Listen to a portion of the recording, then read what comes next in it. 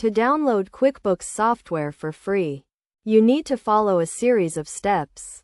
First, determine which version of QuickBooks you want to download, such as QuickBooks Pro, Premier, or Enterprise. Next, visit the official Intuit website, which is the developer of QuickBooks, and navigate to the product page of the version you want to download.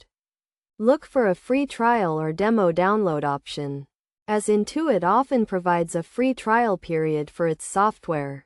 Click on the free trial download link and fill out the required information, such as your name, email address, and phone number.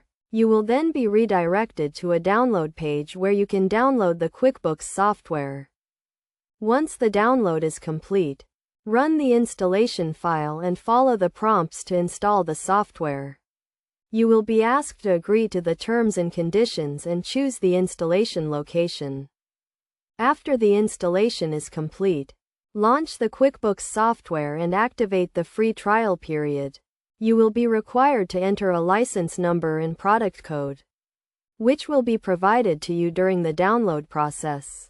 It is essential to note that the free trial period is usually limited to 30 days.